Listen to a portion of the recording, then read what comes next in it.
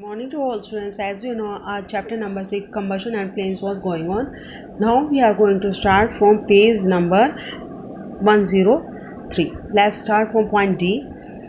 When water is poured over burning wood, the fire dies. जब जलती हुई आग के ऊपर, लकड़ी के ऊपर अगर आप पानी डालते हो तो आग बुझ जाती है. It is because water absorb a large amount of heat energy. ऐसा इस कारण होता है क्योंकि जो वाटर होता है बहुत अमाउंट में एनर्जी को एब्जॉर्ब कर लेता है, with the result that the temperature falls. इस कारण उसका टेम्परेचर भी कम हो जाता है, थस द फायर डाइज, और आग बुझ जाती है. This is the basic principle of extinction common fires. अगर आप कॉमन जैसे फायर लग जाती है तो उसको आग बुझाने के लिए जो बेसिक प्रिंसिपल होता है वो यही काम आता है. ठीक है. During extreme heat in summer the grass and fallen leaves are extremely dry. बहुत ज़्यादा गर्मी के कारण समर्स में क्या होता है, ग्रास और पॉलन लीव्स यानी कि गिरी हुई पत्तियाँ होती हैं वो बहुत ही ज़्यादा ड्राई हो जाती हैं. If there is a tiny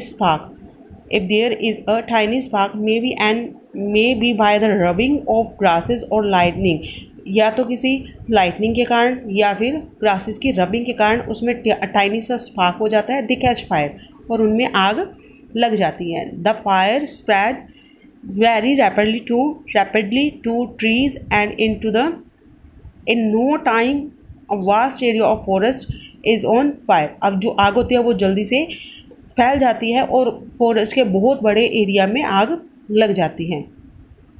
which is very difficult to control, जो कि कंट्रोल करना बहुत ही मुश्किल हो जाती है. Have you ever imagine why a mastic does not catch fire on its own at room temperature. क्या आपने कभी ये इमेजिन किया है कि जो मैस्टिक होती है वो अपने आप रूम टेम्परेचर पर आग क्यों नहीं पकड़ लेती.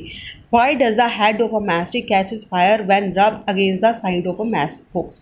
जब आप उसको मैच स्टिक के हेड को जब आप मैच बॉक्स के साइड में आप रगड़ते हो तभी उसमें आग लगती है. मोर देन 5000 ईयर्स अगो, 5000 साल पहले, Egyptian made mastic by coating small pieces of pine would.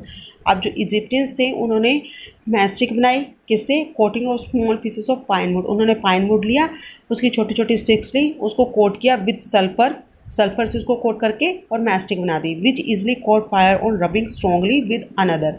जब उनको आपस में रगड़ा जाता था तो उनमें आग लग जाती थी. In this case the friction raise the temperature of sulphur above its ignition temperature. इस केस में क्या होता है कि जब वो उसको रब करते हैं तो उसमें फ्रिक्शन फोर्स प्रोड्यूस होता है और वो फ्रिक्शन के कारण ही टेम्परेचर हाई हो जाता है, और इतना हाई टेम्परेचर होता है कि वो सल्फर के इग्निशन टेम्परेचर से ज़्यादा हो जाता है और उसको जलाने में वो हेल्पफुल होता है. Which in turn caught fire, जिस कारण से आग लग जाती है. Thereby lightning pine wood की जो स्टिक है वो जलने लगती है. With the discovery of white phosphorus about 300 years ago a new kind of mastic was developed.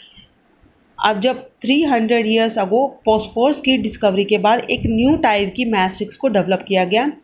Mastic of suitable size were prepared. Suitable size की मैस्टिक को prepare किया गया from the soft wood and thoroughly dried. अब छोटी सी soft लकड़ी लेकर के, would लेकर के, और उसको अच्छे से सुखा करके.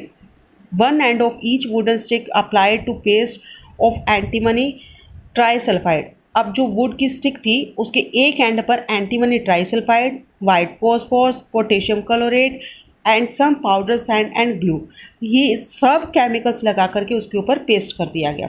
ठीक है. मैच स्टिक की एक एंड के ऊपर, एक सिरे के ऊपर. The match head was then dipped in molten wax. अब मैच स्टिक का जो उसके ऊपर एक एंड पर आपने केमिकल्स लगाए हैं, उस केमिकल वाले एंड को आप किस में डिप कर देते हैं, मोल्टन वैक्स में, पिघली हुई वैक्स में. On cooling the solid wax seal the match had from air. जब वो वैक्स सूख जाती है तो वो उसके सारे केमिकल्स को अंदर बाउंड कर लेती है, सील कर देती है. When the match head was rubbed against any rough surface, जब उस मैच स्टिक के हेड को किसी रफ सरफेस के ऊपर रगड़ते हैं, द फ्रिक्शन रेज, इस कारण से फ्रिक्शन फोर्स क्या होता है, रेज हो जाता है, बढ़ जाता है. The temperature of phosphorus above its ignition temperature. उस फ्रिक्शन के कारण जो फॉस्फोरस उसके ऊपर लगा हुआ मैस्टिक के ऊपर, उसका इग्निशन टेम्परेचर हाई हो जाएगा. Which in turn caught fire, जिस कारण से आग लग जाती है. Okay. The heat so produce ignited antimony trisulphide to produce more heat. ठीक है, इसमें जो एंटीमनी ट्राइसल्फाइड लिया था वो हीट प्रोड्यूस करने में काम आता है। हीट किससे प्रोड्यूस होती है?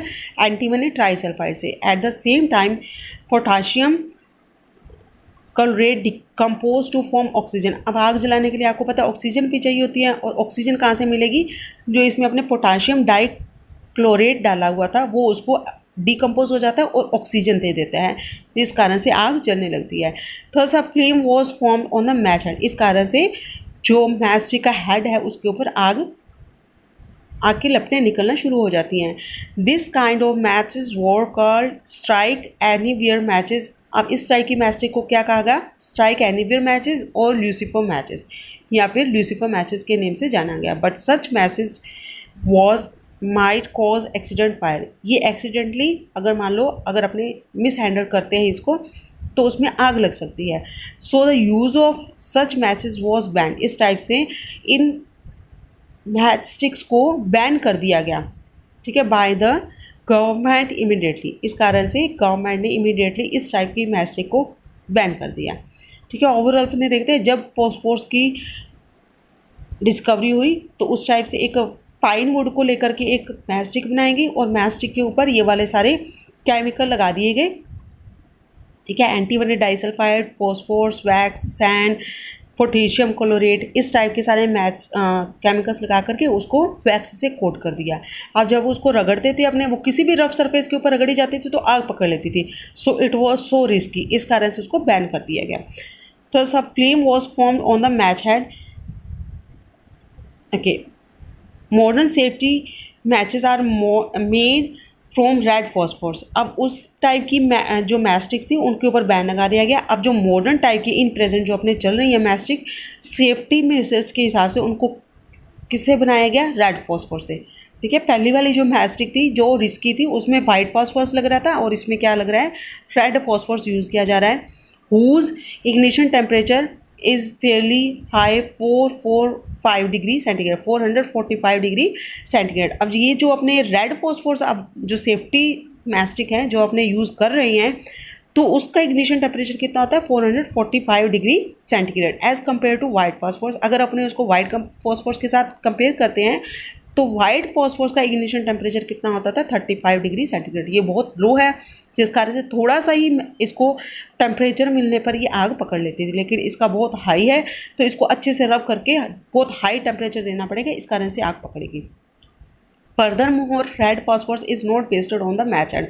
और एक डिफरेंस ये भी है कि जो रेड फॉस्फोरस है उसमें ऊपर वाली जो मैस्टिक बनाई थी तो उसमें उसके हेड के ऊपर पेस्ट कर दिया था, लेकिन इसमें जो है वाइट फॉस्फोरस उसमें हेड के ऊपर पेस्ट कर दिया था, लेकिन इसमें रेड फॉस्फोरस जो है उसके हेड के ऊपर पेस्ट नहीं करते हैं।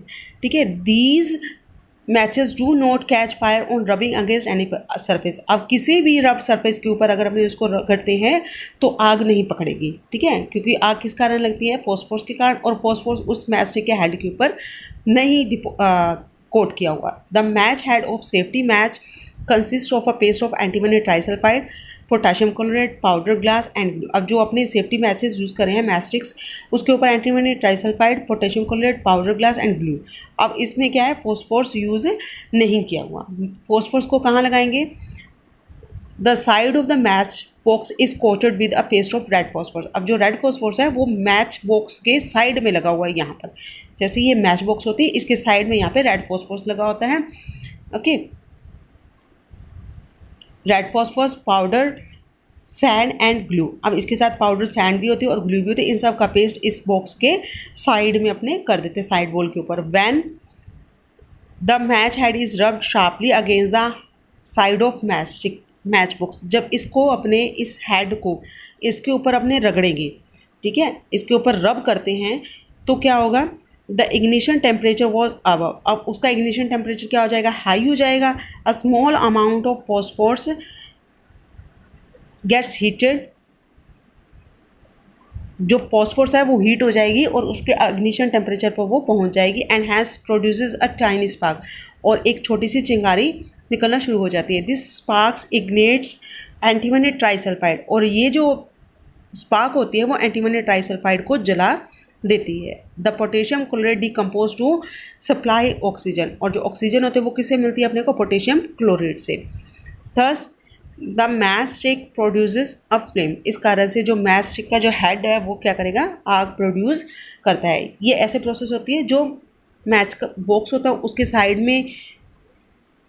में क्या लगा होता है, red phosphorus powder, sand and glue का पेस्ट यहाँ पे कोट कर दिया जाता है। जो मैस्टिक होते हैं उसके ऊपर antimony trisulphide, potassium chlorate and powder glass and glue, ये सब इसके ऊपर लगा होता है। जब इस मैचस्टिक को अपने इसके ऊपर रब करेंगे, रब करने पर क्या होता है, जैसे ही इसको रब करेंगे तो इग्निशन टेम्परेचर उसका हाई हो जाता है।